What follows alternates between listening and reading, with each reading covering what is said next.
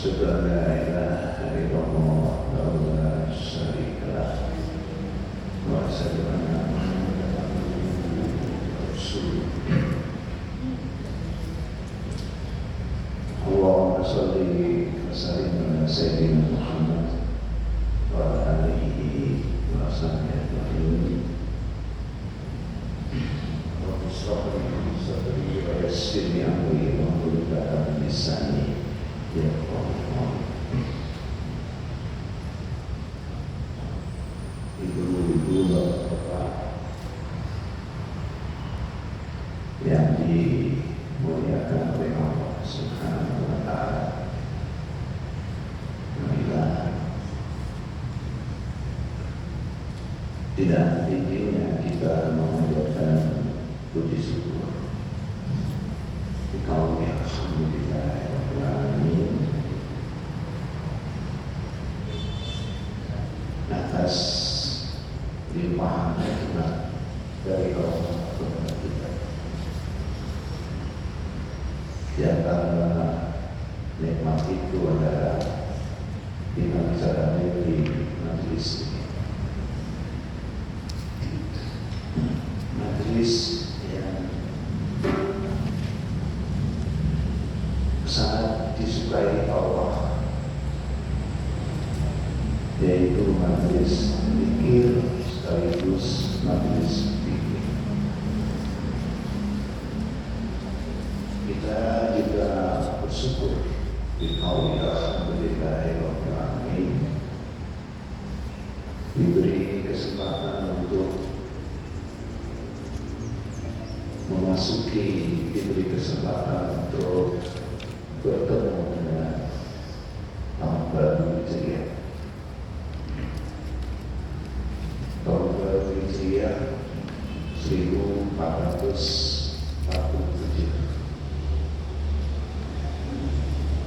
Momentum yang luar biasa,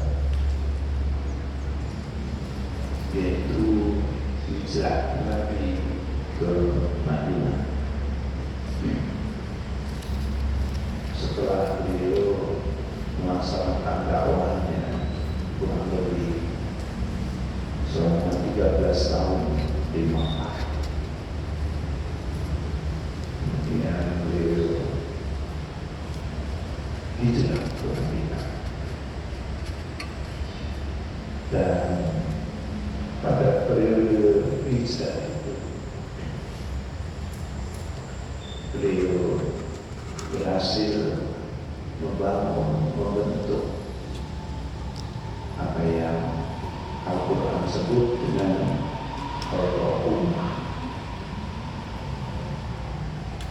umat terbaik.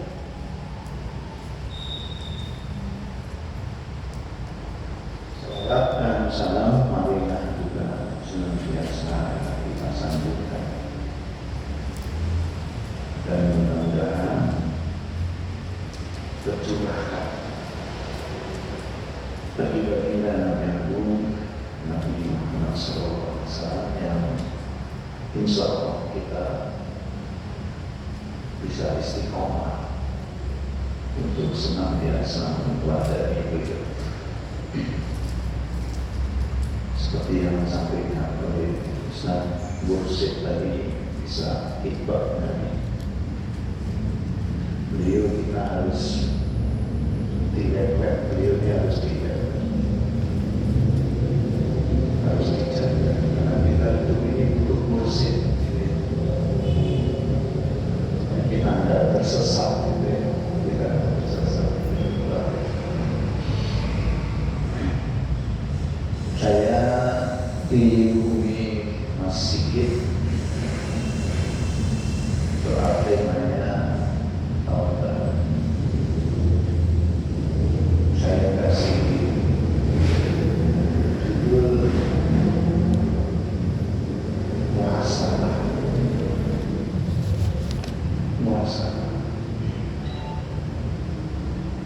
Ya, setiap ada peristiwa seperti pergantian tahun ini harusnya kita muhasabah.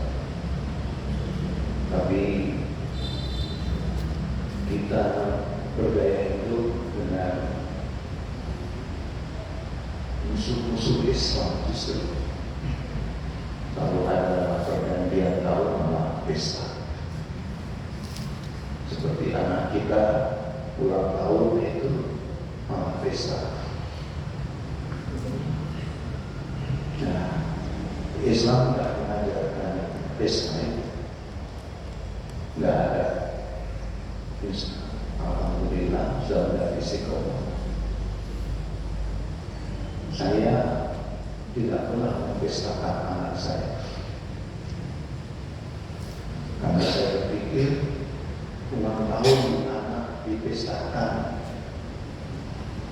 anak itu kan belum punya amal. Terus untuk apa pesta itu? Ini yang pengen anaknya ke orang tuanya, yang pengen anaknya ke orang tuanya. Kalau Islam yang diajarkan haul, kita memperingati kematian orang tua, kakek nenek sesepuh, untuk mengenal kembali apa yang telah beliau dulu kerjakan, yang bisa kita ambil sebagai pelajaran. Jadi tidak ada. Tapi pengalaman saya, ibu bapak saya disiplin begini untuk keluarga saya. Ketika sampai pada masanya anak saya harus menikah, berarti bertemu orang lain, anak saya bisa berubah karena istrinya, berubah karena suaminya, berubah karena mertuanya. Saya berikan karena Pak Haji Rasul, bapaknya Mas Sigit, putranya 9 atau 7 Mas? 9. Beliau cerita sama saya 9 Pak. Doa saya yang selalu saya panggilkan kepada Allah adalah, ya Allah berikan saya lisan yang seiman. Apalagi zaman sekarang, ya, mungkin beda agama mungkin masih bisa dipahami, tapi yang tidak bisa dipahami itu ada orang menikah tapi tidak berbeda jenis kelaminnya. Jadi begitu. Baik Bapak sekalian, Allah SWT berfirman dalam surat Al-Hasr surat ke-59 ayat 18 ini populer sejak tahun 2000 pasti disebut. Alhamdulillah saya tahu. Ya ayyuhalladzina amanu taqullaha wal tanzur nafsum ma qaddamat lighadin wattaqullaha innallaha khabirun bima ta'malun. Banyak mubalik menyebut ini ayat luar biasa karena dibuka dengan takwa, ditutup dengan takwa. Ya ayyuhalladzina amanu taqullaha, di belakangnya wattaqullaha. Meskipun ada ayat yang begitu juga, An-Nisa ayat 1. Ya ayyuhan nasu taqu rabbakum alladzi khalaqakum min nafsin wahidah wa khalaqa minha zawjaha wa bassa minhuma rijalan katsiran wa nisaa wattaqullaha alladzi tasaaluna bihi wal arham.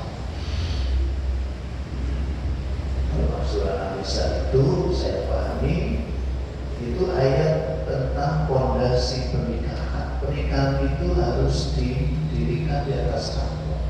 Akadnya yang melindungi, menaungi pernikahan itu juga takwa.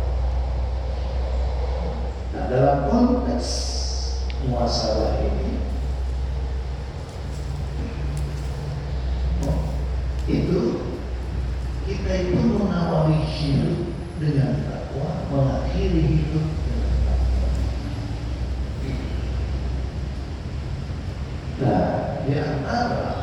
objek atau materi masalah kita. Apakah kita sudah mampu mewujudkan tujuan penciptaan kita? Tujuan penciptaan adalah tujuan hidup. Konsekuensinya, apapun yang kita lakukan itu harus bermuara pada tujuan hidup, bermuara pada tujuan penciptaan. Disiplin ilmu saya adalah pendidikan Islam. Saya katakan tujuan pendidikan Islam ya tujuan hidup orang Islam, tujuan hidup orang Islam ya tujuan penciptaan dia oleh Allah Subhanahu.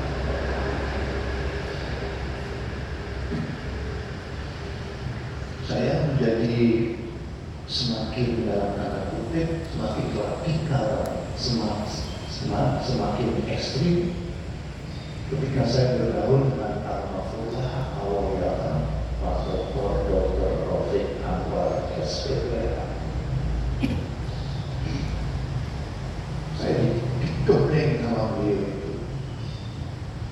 Contoh beliau ketika Fakultas Hukum Islam mau mendirikan program doktor, dekan dan calon ketua prodi ditanya apa tujuan kalian? Mereka bikin tujuannya. Pak Rafiq langsung mengatakan dan ini jadi amal sama beliau, amal dari beliau. Apa kalian mau mencetak maling-maling?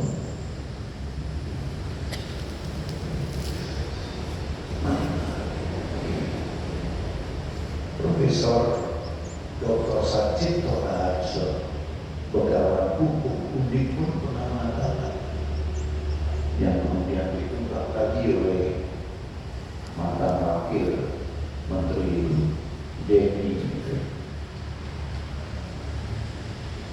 Prof. Sarjito mengatakan ada 3 hakim, yang 1 masuk surga, yang 2 masuk neraka. Itu kata Rasulullah. Tapi di Indonesia sekarang jadi 10. Yang 1 tetap masuk surga, yang 2 masuk neraka. Pendengar yang bingung, terus yang 7 gimana? Nggak tahu, kenapa nggak tahu? Neraka aja nggak mau terima. Apa mungkin masuk surga? Nah, yang masuk surga itu hakim yang memahami hukum Islam dan selalu menjatuhkan putusannya itu berdasarkan hukum Islam. Yang 2 yang masuk neraka, 1 tahu hukum Islam tapi tidak pernah menjatuhkan putusannya sesuai hukum Islam. Dan yang ketiga itu sama sekali tidak tahu hukum Islam, bagaimana mungkin menjatuhkan.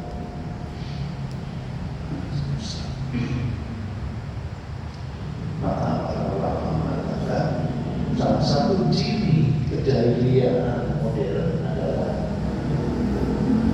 kita berhukum bukan atas dasar hukum Islam, tapi hukum selain hukum Islam. Itu kejahilian. Dan teman-teman sekalian, dalam rangka muhasabah ini bahwa tujuan hidup adalah tujuan penciptaan, maka kita lihat masing-masing. Nah, berarti yang ngomong ini sudah saya berlindung dari batasan, dari definisi batasan konsep tujuan pendidikan itu disebut dengan proses becoming, proses menjadi. Kita tidak bisa mengatakan Makanya pemikiran Pak Rafiq Al-Mahfurlah itu luar biasa. Beliau membawa misi khairul ummah, visi maksudnya, visi khairul ummah itu ke Yayasan Badan Wakaf Soekarno.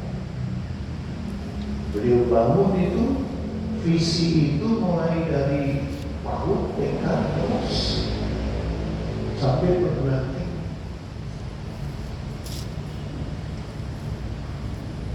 Itu mulai dari apa? Dari tumbuh. Jadi di pendidikan dasar itu bahasa yang dipakai tumbuh. Kemudian di tingkat menengah berkembang, di perguruan tinggi itu jadi.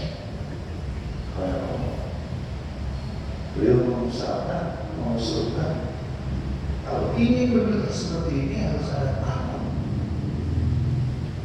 harus ada lorong khusus. Berapa persen lulusan pendidikan dasar yang masuk lorong itu yang dipersiapkan untuk menjadi kepala rumah. Terus saya bagian dari tim itu mendengar ada orang protes. Katanya mau menjadikan khairul ummah. Kenapa? Kami lulusan SD Sultan Agung, kami lulusan SMP Islam Sultan Agung, kami lulusan SMA Islam Sultan Agung. Kenapa masuk Universitas Islam Sultan Agung masih harus bayar? Masih harus bayar. Terjadi inkonsistensi di sini. Jadi Bapak Ibu sekalian, jangan berharap banyak pada usul anak didik, jangan berharap banyak dengan usul. Dan tadi saya ngobrol sedikit dengan Pak Ustaz Musyid, menyebut ini saya sampaikan seperti yang saya sampaikan kepada Ustaz Hasan Toha MBA mantan ketua itu. Saya berharap beliau tetap jadi ketua yayasan, karena dari orang-orang tua yang selalu menyebut sejarah Yayasan Badan Wakaf itu cuma beliau. Terutama menyampaikan pesan-pesan almarhum Ustaz Abu Bakar As-Sadat. Yang sering beliau sebut itu adalah pesan-pesan Abu Bakar kepada para murid, jangan buat coret-coret gereja itu. Gereja itu miliknya Allah, itu milik wakaf. Jangan kita bukan dicoret-coret, dibawa umat. Beliau hidup setelah ini. Ini kan juga Muhammadiyah. Pertanyaan saya, apakah orang TU ada yang selalu mengingatkan tentang Muhammadiyah? Menyampaikan diri ke Muhammadiyah itu, meskipun ada mata pelajaran ke Muhammadiyah. Saya tampil di sini pernah saya sampaikan ya, berangkat dari pertanyaan ponakan saya. Waktu pertama kali saya ada di sini, Bapak yang membuka. Dia katakan saya, loh, kok Ali di sini? Kok Ali Muhammadiyah?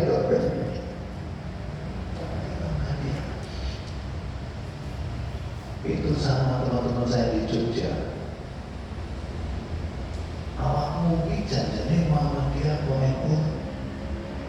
Kalau yang ngomong orang Muhammadiyah harus belajar lagi itu Muhammadiyah. Kalau yang ngomong itu orang itu harus belajar lagi aswaja. Saya bilang saya ini Muhammadiyah. Muhammadiyah ya.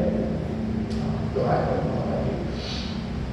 Dan tujuan hidup kita, kalau saya, itu tujuan pendidikan, ujian kehidupan kita. Apapun yang kita lakukan adalah menjadi Abdullah. Kita hadir di sini itu niat kita beribadah kepada Allah. Tidak ada niat lain. Makanya Islam ini luar biasa.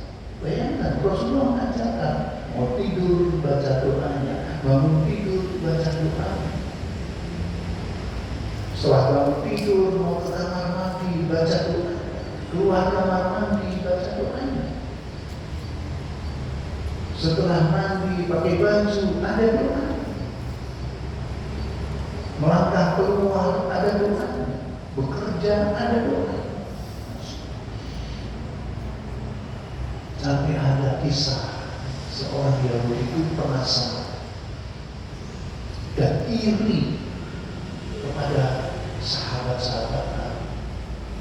Menurut dia sering menemukan sahabat itu bersin ada di doakan oleh Nabi. Ya. Didoakan Nabi. Maka dia kemudian mencoba mendekat Nabi. Satu saat dia bersin di samping Nabi dia. Kenapa aku gak didoakan? Loh, kamu gak ngomong alhamdulillah. Masa aku harus ya kamu tidak bilang alhamdulillah. Luar biasa. Dan guru saya menjelaskan kenapa ketika kita bersin itu dengan kata alhamdulillah, itu satu nikmat yang tidak ada menyamai nikmat itu. Yang suka sate itu nggak nikmat, kan kalau mau sate harus pergi pakai celana naik motor baru pesen tunggu. Mau apa? Tidak. Sampai yang mulus perutnya nikmat itu kalau setelah selesai keluar kamar mandi. Tidak. Kata guru saya, bersin itu rasa buka karton, rasa buka motor, rasa masuk kamar. Yang kedua, nikmatnya bersyukur dari bersin itu. Kalau kita nggak jadi makan sate itu nggak terlalu kecil. Tapi kalau bersin nggak jadi itu kita sangat kecewa. Kalau nggak jadi, saudara. Jadi Islam pun mengajarkan kepada kita itu untuk seluruh rangkaian hidup kehidupan kita itu ibadah. Dan apa makna ibadah ini? Makna ibadah adalah ketundukan, ketaatan kepada Allah tanpa perpindahan apapun. Mari kita lihat dalam kehidupan kita ini. Sudahkah kita demikian? Sudahkah kita demikian? Kita kadang-kadang tunduk dengan selain Allah, dengan Allah. Yang 11:35 terus yang 40. Allahu Akbar, Allahu Akbar. Dan meneng. Allahu Akbar, Allahu Akbar. Oh, cepat mantap.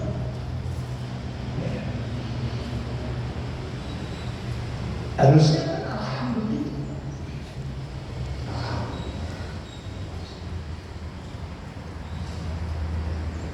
Sanggupkah kita, sudahkah kita merendahkan, menghinakan diri kita di hadapan Allah Subhanahu wa Ta'ala, bahwa kita ini bukan siapa-siapa di mata Allah Subhanahu. Jadi kalau kita ini memang hamba, kalau disuruh-suruh oleh Allah wajar. Seperti pembantu di rumah, namanya pembantu, ya disuruh-suruh, dilarang. Masalah kita, mari kita tingkatkan ketaatan, ketundukan, kepatuhan hanya kepada Allah. Kesannya ekstremis. Ya kalau orang berislam itu memang harus ekstrim. Coba masih ingat ayatnya yang sering dibaca oleh Bilal. ketika mau Jumatan itu, waman ahsanu qawlan mimman da'a ila Allah wa 'amila sholihan wa qala innani minal muslimin. Kata Allah, siapa yang paling baik ucapannya? Kecuali yang da'a ila Allah, selalu mengajak kepada Allah, wa qala innani, dan mengatakan innani minal muslimin, aku ini orang-orang yang besar diri pada tempat. Itu ekstrim. Itu radikal. Tapi kan memang untuk kepentingan tertentu itu diterjemahkan ekstrim itu negatif konteksnya. Radikal itu, makanya saya tidak sependapat kalau tidak boleh dibilang menentang kampanye mengenai agama itu moderasi beragama. Tidak ada moderasi beragama.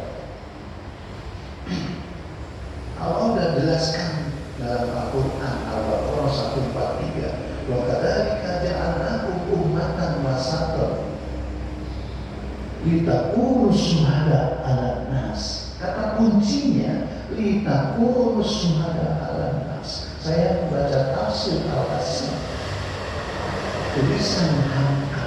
Beliau menjelaskan litakunu syuhada 'alan nas. Kita ini umat wasat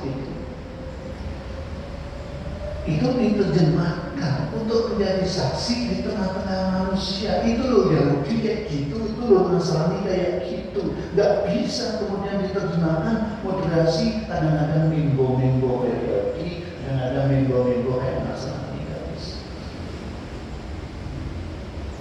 Makanya saya tidak sering disebut ekstremis, radikalis. Apalagi tanda-tanda itu ada dari saya hitam, saya jenggotan, atau saya cingkrang. Gampang kita ini radikal. Itu di kampus sejak saya masuk sampai saya pensiun, bahkan sekarang cuma terbatas, saya masih ngajar suatu hari Senin, itu saya masih kelas saya masih. Ya karena memang harus begitu. Amar ma'ruf itu nahi mungkar itu harus begitu. Dalil dari tujuan hidup, tujuan penciptaan adalah Abdullah. Allah tegaskan dalam surat Al-Dariyah surat 51 ayat 56, wa ma khalaqtul jinna wal insa illa liya'budun. Dan Allah mengatakan, aku tidak menciptakan jin dan manusia illa liya'budun, kecuali untuk beribadah. Kata kunci dari ibadah ini adalah ketundukan, ketaatan, dan kepatuhan tanpa pertimbangan apapun. Maka ketika iblis diminta sujud kepada Adam, mereka menolak. Allah mengatakan, itulah orang kafir. Itulah minal kafir. Dia beralasan, bukankah aku hanya boleh sujud kepadamu? Bukankah aku lebih baik dari dia? Kau ciptakan aku dari api, kau ciptakan dia dari tanah. Allah bukan sujud. Allah intinya bukan pada sujudnya itu. Allah intinya pada perintahnya dia ikuti, dilakukan apa tidak. Jadi kadang-kadang maknanya itu bukan itu. Maka di bawah itu teman-teman sekalian, saya tulis itu subjudulnya, mau atau tidak mau.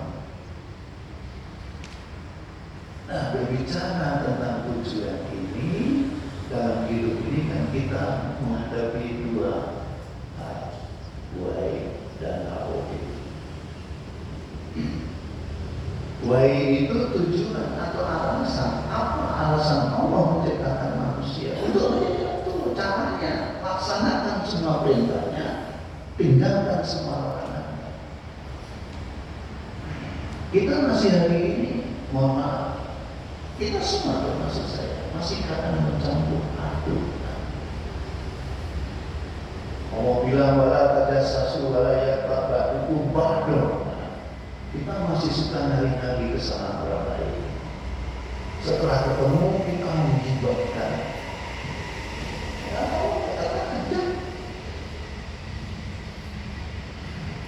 Nah, Allah perintahkan kita nggak boleh berprasangka bagi dari kita. Baca status orang lain, untuk apa sih baca status orang lain? Tapi juga kadang-kadang orang-orang itu loh, kenapa sih buat status? Beli bakso, jajan, di foto, update status. Istri saya sekarang orang milenial, saya harus lebih sering mengingatkan. Sering. Alhamdulillah setelah 10 tahun menikah ini mulai bisa memahami. Berbicaranya sudah beda. Mulai bisa memahami, mulai bisa menanyakan hakikat kehidupan. Islam itu dua itu nggak boleh dipisah, ditinggalkan salah satunya. How-to-nya yang dipilih atau baik tidak, Islam dua-duanya baik. Dilanjutkan dengan alladzina amanu wa amilus shalihat. Bukti beriman itu beramal saleh. Beramal saleh. Dan bisa tidak. Nah, bedanya kita dengan orang barat itu, orang barat itu how-to yang didahulukan. Mereka mempelajari manusia bukan untuk apa Allah ciptakan manusia, tapi mereka mempelajarinya bagaimana menciptakan manusia. Maka lahirlah teori kloning itu. Saya tunjukkan saya, meskipun itu puncak keberhasilan, puncak perkembangan teknologi, teori kloning itu masih kalah dengan orang Jawa. Orang Jawa nggak usah berteori, pengen punya keturunan klonan dan gitu, nggak usah kloning. Tapi, nah, guyonannya begitu. Makanya hari ini nggak berkembang karena berbahaya itu dari kloning itu berbahaya. Gantinya sekarang AI. Nah, yang menarik di Indonesia ini ada orang yang ngomong AI diajarkan, dia sendiri belum tentu paham AI itu apa. Yang namanya teknologi hari ini semakin canggih, semakin mahal. Apakah sekolah kita sanggup? Unisura itu besar, bayarnya mahal. Terakhir saya bertanya itu RAPB-nya itu sudah 1 bukan 1 triliun.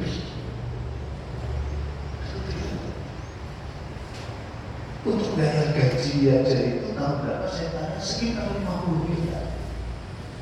Bayar gaji.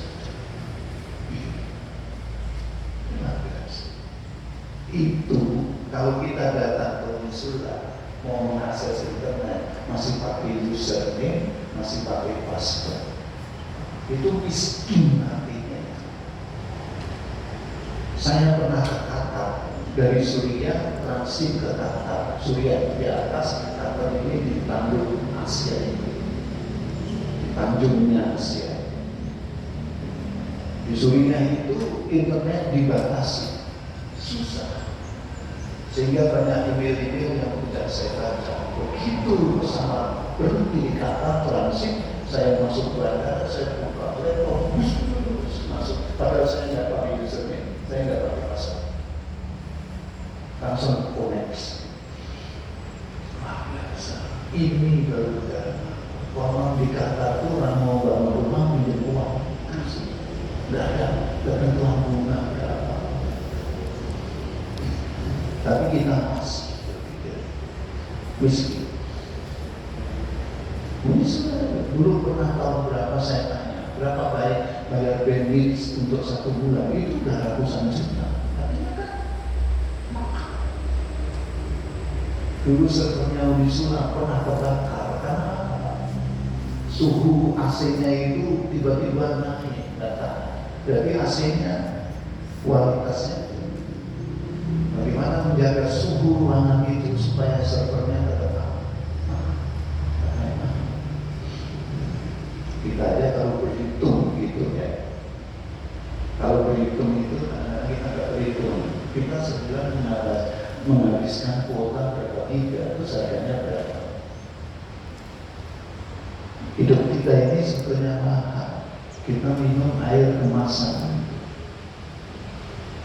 Saya minumnya juga air kemasan, saya minumnya Amidis karena saya punya bawaan batu ginjal itu. Kalau dulu saya minumnya Amanah. Amanah itu enak diminum karena apa? Mineralnya banyak. Nah, Amidis itu tidak ada mineral. Saya terjaga kesehatan saya. Setiap kali minum 600 mili, tapi kadang-kadang nggak habis cukup. Saya beli untuk persediaan juga sekian dus. Satu dusnya 55.000. Kalau saya beli, setelah beli 4 dus berarti 220. Itu di atas saya bayar pump. Saya tidak pernah minum air pump. Yang salah pumpnya, kenapa airnya nggak bisa langsung diminum? How to atau why? Dua-duanya. Terus yang kedua, tujuan hidup kita, tujuan penciptaan kita adalah menjadi khalifatullah. Yang itu sempat diprotes mereka, kata ja'alu fiha wa yufsidu fiha wa yasfikud dima. Wa nahnu nusabbihu bihamdika wa nuqaddisu. Apa kamu ya Allah akan mencatatkan orang-orang makhluk yang akan membuat kerusakan di muka bumi ini, menumpahkan darah, sementara kami selalu bersujud mensucikan kamu. Kata Allah, inni alamu ma'ala, saya minta. Karena itu maka tujuan penciptaan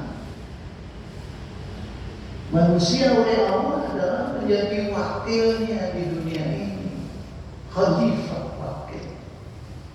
Banyak orang menerjemahkan khalifah itu pemimpin di dunia. Karena itu ayat 30 yang Allah katakan wa iqra rabbuka lil malaikati inni ja'ilun fil ardh. Dilanjutkan ayat 31 wa 'allama asma'a kullaha. Setelah itu Allah ajarkan pada Adam semua asma-asma, semua ilmu yang dibutuhkan untuk menjadi khalifah. Menjadi khalifah. Tugas khalifah dua, menegakkan hukum dan keadilan, di samping yang utama memakmurkan kehidupan di bumi ini. Bagian dari memakmurkan kehidupan di dunia ini adalah tegaknya hukum, tegaknya keadilan. Tegaknya hukum, tegaknya keadilan. Nah, nyambungkan dengan tadi aturan. Itu bahasanya. Nah, kita introspeksi sekarang. Tadi di depan saya sampaikan hukumnya dengan hukum Allah yang kita gunakan. Bagaimana kita mau menegakkannya? Apakah kita juga memakmurkan? Ini kan bagian dari memakmurkan.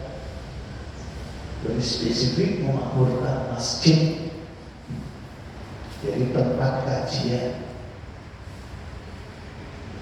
Ini tadi saya maksud dengan masjid juga. untuk mengembangkan kemuhamadiyahan di sekolah ini harus ada harakoh khusus kemuhamadiyahan. Diawali dengan harakoh Al-Quran. Ngaji yang saya sampaikan pernah di majelis ini, ya. Saya ngaji sama Mas Siki, Pak Haji Sumarmo di pengajian Pak Samsudin Habibie Majelis. Kita awali dengan baca Al-Quran. Saya biasanya setelah baca Al-Quran mencoba sedikit menjelaskan makna Al-Quran itu, makna Al-Quran yang kita baca. Nah, ini menegakkan hukum dan keadilan di samping memakmurkan, terutama memakmurkan bagi samping, terutama memakmurkannya. Pertanyaannya, sudahkah kita secara individual terlibat untuk memakmurkan kehidupannya sesuai dengan keahlian kita, kemampuan kita, profesi kita.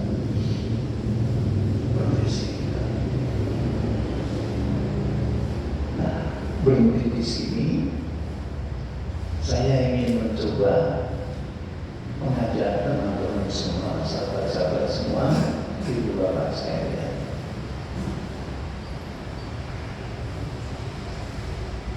Kira-kira bisa enggak seseorang itu menjadi hamba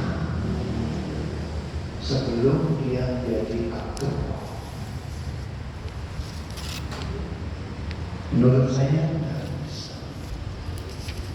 How-to-nya enggak gitu. How-to-nya kalau mau jadi khalifah, jadilah aktor. Kan banyak orang hari ini jadi pemimpin, khalifah itu pemimpin, ditanya, saya ini amanah dari Allah. Biasa jawabannya. Mungkinkah orang yang belum menundukkan ketaatan, ketundukan, kepatuhan kepada Allah, kemudian oleh Allah diberi amanah?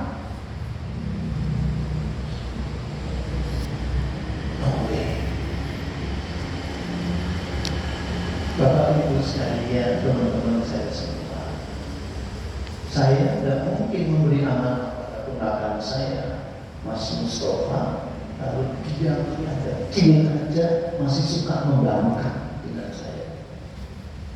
Saya belum yakin dia itu amanah. Tapi yang terjadi hari ini apa? Amanah itu bukan diberi, diambil sendiri atau dibeli. Amanah itu dibeli. Amanah itu ya.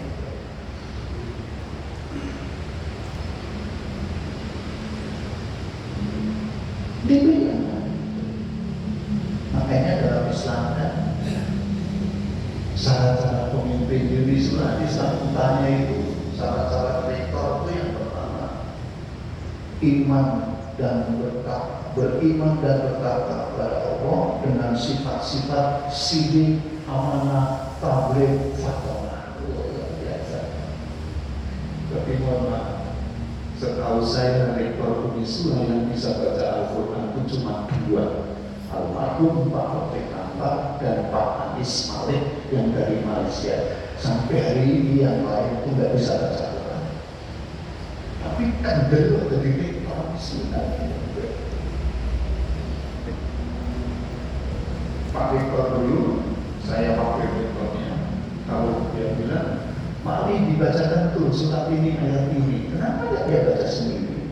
Tapi saya ya alhamdulillah saya dapat pahalanya. Kan gitu. Paham baca. Begitu.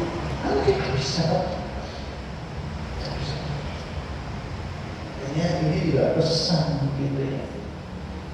pesan buat kita kalau ada suksesi kepemimpinan itu nggak boleh ditawar, harus sidik, selalu jujur, amanah, selalu dapat dipercaya, tabligh, kemampuan berkomunikasi dengan baik, dan terutama dalam menyampaikan amar ma'ruf nahi munkar, terus cerdas. Cerdas itu mengembalikan semua urusannya kepada Allah Subhanahu. Karena apa? Tidak ada yang terjadi di dunia ini di luar kehendak Allah, di luar izin Allah.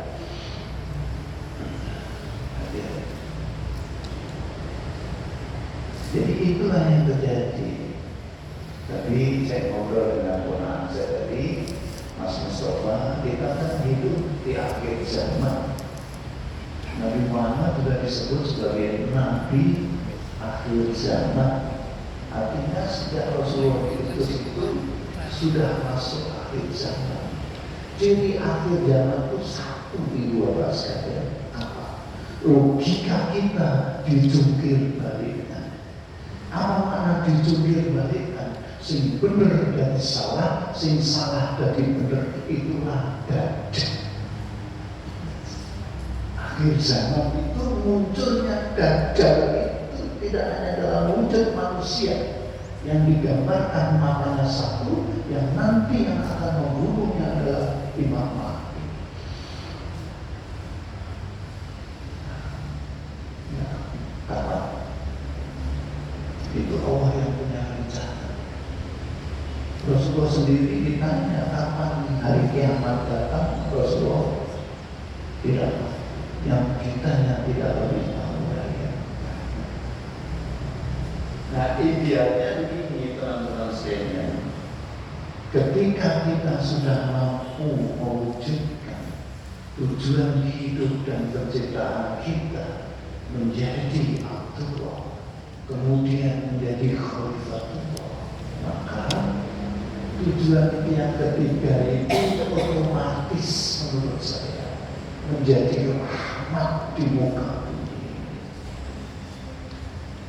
Bahasa saya sederhana menerjemahkan rahmatan lil alamin ini dengan apa? Kehadiran kita ditunggu-tunggu. Tapi saya masih terus belajar. Saya tidak ingin ditunggu, saya menunggu. Tadi ditemani Mas Sofa, ditemani Mas Siki gitu ya. Kita bertiga di sini ya. Kuliah pun saya menunggu, setengah jam belum mulai, 6:30 saya dari kelas, jam 7 mulai. Itu untuk membuktikan bahwa mencari ilmu itu mendatangi sumur, gitu. Jadi sumurnya di sini, mendatangi ke sini, itu harus mahasiswa kuliahnya di kampus, datang ke kampus. Datang ke kampus. Saya lebih suka tatap muka. Online itu kalau kuliah online itu hanya mereka kirim nama, panggil dan muncul. Zoomnya dihidupkan, dia tidur lagi atau kemana? Gimana?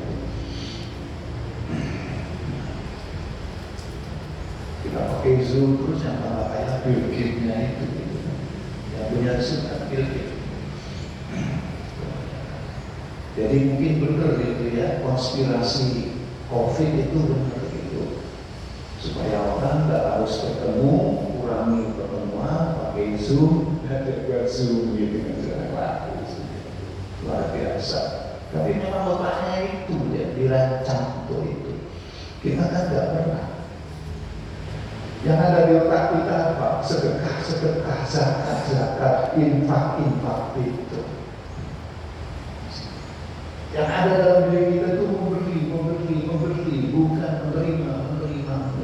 Karena memberi itu lebih terhormat, memberi itu tangan di atas, menerima itu tangan di bawah. Yang anggota dewan sekarang pintar, meskipun dia ambilnya orang lain ambilnya begini, jadi tetap di atas, gitu. Tetap aslinya begini.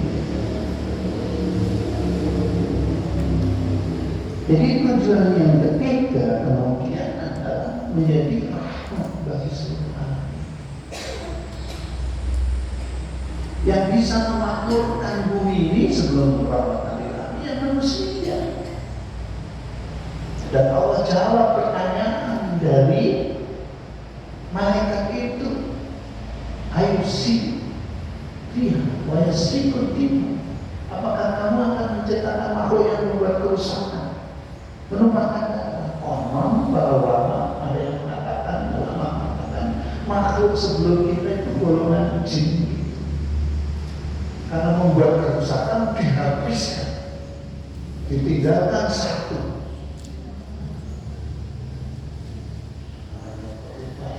Azazil.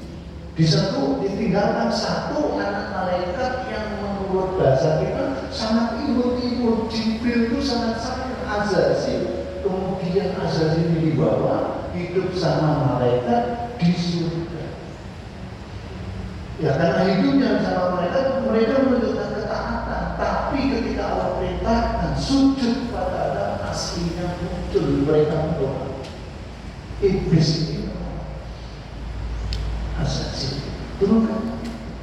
Jadi wajar. Jadi sebelum manusia bumi ini sudah ada yang dari golongan manusia. Bagaimana nggak merusak? Itu diciptakan dari api ya. Karakter api itu menghancurkan, menghapuskan, menghabiskan. Tapi manusia ini karakter yang unsur ciptaannya apa? Roh dan tanah. Karakter tanah menumbuhkan, mengembangkan, menyuburkan. Udah beda. Itulah yang dilengkapi dengan ruhnya. Lantarofihi min ruhihi, dari ruh Allah yang maha mulia. Nah kalau mati biasa kita kembali ke tanah, ruhnya kembali kepada Allah Subhanahu. Cuma cara kembalinya beda. Yang soleh disambut para malaikat, yang toleh itu mau ditabrak, dikerjul langsung sampai di hadapan Allah. Nah bagi teman-teman sekalian, ketika kita sudah mampu menjadi Abdullah, menjadi Khalifatullah, mampu menunjukkan ketaatan, ketundukan kepada Allah, hanya kepada Allah, mampu menghinakan, merendahkan dirinya di hadapan Allah, orang yang sangat tawadhu menjadi sangat tawadhu. Ketika kemudian diberi amanah, kekuasaan pasti untuk ibadah, maka ada ahli yang mengatakan tujuan manusia itu ya unsur aktif, unsur pasif. Unsur pasifnya Abdullah, unsur aktifnya Khalifatullah. Ini ibarat dua sisi uang logam. Satu sisi Abdullah, sisi lain Khalifatullah. Gak bisa dipisahkan. Satu sisi itu adalah Abdullah, sisi lain Khalifatullah.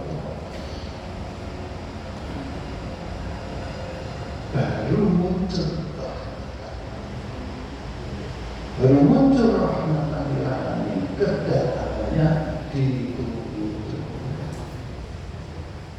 Terakhir, teman-teman sekalian, ini inti dari muhasabah kita ini. Mau atau tidak mau? Mau atau tidak mau? Saya sudah sampaikan kepada Mas Sofa, karena ini kemarin menjadi tema saya ketika kami keluarga Lani Abdul Qadir itu termasuk beliau melakukan silaturahim. Hari ini ada sekitar 300 anak, cucu, mantu, cicit itu di sana. Saya pakai hidup kita ini kan antara mau tidak mampu. Masalahnya kita tidak mampu memilih mau atau tidak mau. Yang seharusnya kita mau, kita tidak mau. Dan sebaliknya yang harusnya tidak mau, kita mau.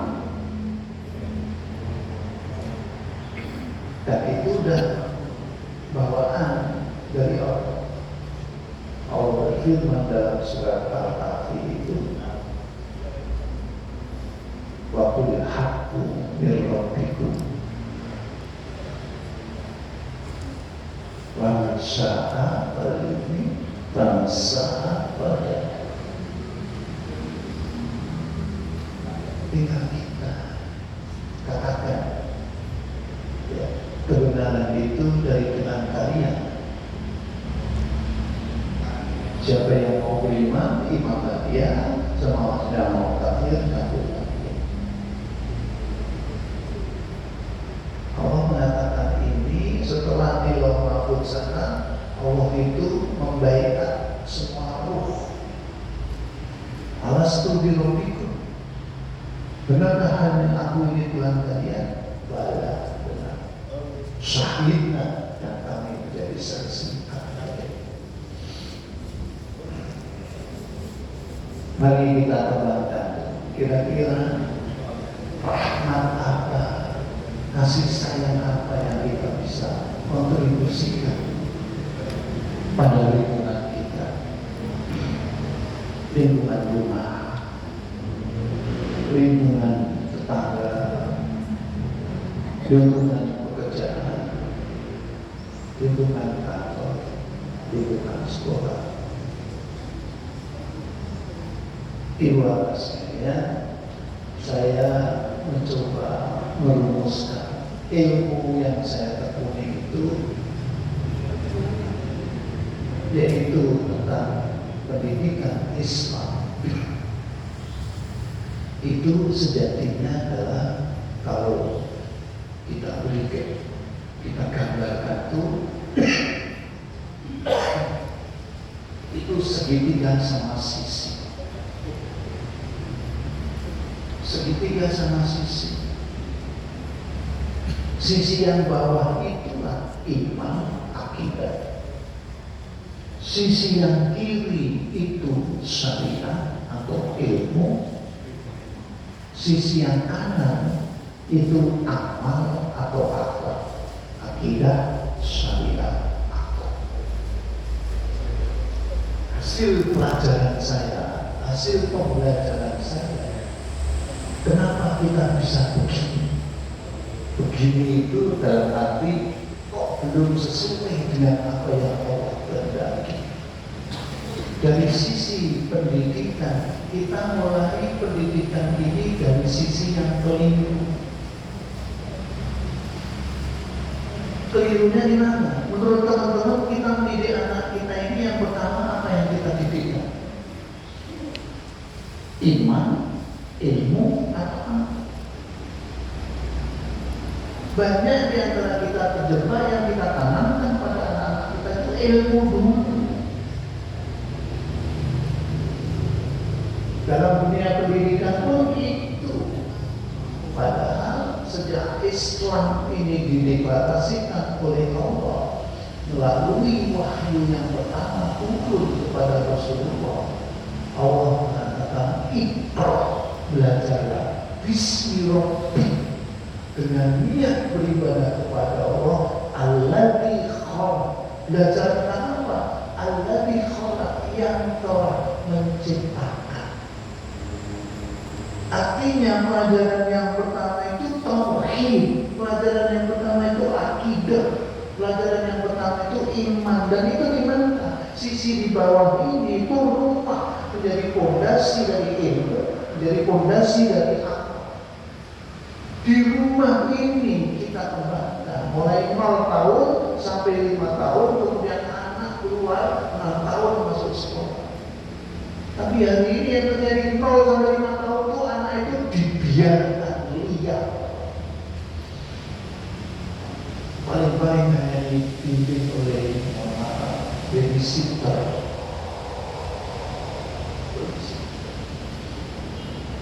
Ini aja. Dan itu belajar dari keluarga Ibrahim. kata kuncinya di mana? Di ibu. Maka penyair Arab itu mengatakan al-ummu madrasatun, ibu itu madrasah, ibu itu sekolah. Artinya apa? Ibu harus pintar, harus cerdas. Bagaimana ibu nggak cerdas, gaji suaminya sedikit, bagaimana dia cukup 1 bulan? Belajar dari istri Abu Bakar. Ketika Abu Bakar jadi khalifah, ya, beliau masih berjualan di pasar. Ketemu Umar protes, "Loh, khalifah kok ke pasar?" Abu Bakar bilang, "Terus kemana kalau nggak ke pasar?" "Ya di kantor. Saya kan punya keluarga. Bagaimana saya menafkahi keluarga saya kalau saya tidak berdagang?" Kecerdasan Umar muncul. Kalau begitu mulai sekarang khalifah digaji. Teman-teman Bapak Ibu sekalian, kira-kira bisa menduga nggak berapa kira-kira gajinya itu? Berapa kira-kira gajinya itu? Gak ada standarnya, ya sama ya. Ternyata itu sedikit. Tapi hebatnya istri Abu Bakar yang sedikit itu, ya, yang sedikit itu dikelola sedemikian rupa, masih ada sisanya. Sisanya dikumpulin oleh istri Abu Bakar, setelah kumpul diberikan baju. Tadinya pengen pamer di depan suaminya, pas suaminya pulang pakai baju baru, suaminya kaget. "Loh, ibu cantik sekali, bajunya baru. Dari mana beli? Dari mana uangnya?" Cerita.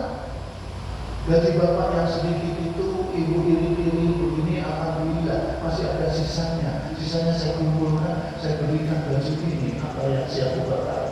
Abu Bakar langsung lari ke Baitul Mal, ketemu Abu Ubaidah, bilang, "Tolong gaji saya bulan depan dikurangi yang sekarang sisa."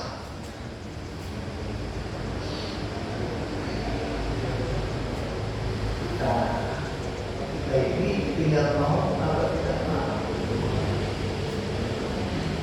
Saya punya pengalaman tentang seorang ibu rumah tangga, yaitu almarhumah Allah yarham, istri saya yang pertama.